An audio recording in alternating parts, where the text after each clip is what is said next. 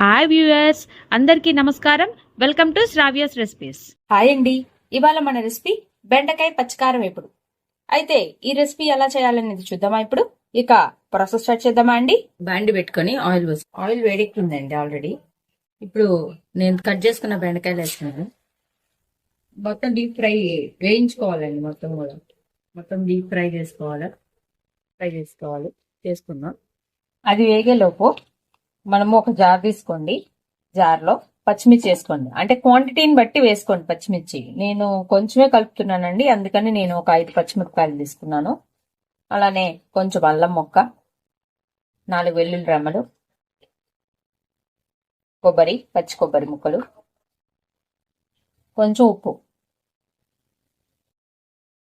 దీన్ని మిక్సీ పట్టుకుని పక్కన పెట్టుకున్నామండి. ఇదిగోండి, చూసారు కదా, ఇట్లా మొత్తం కూడా మిక్సీ పెట్టుకొని పక్కన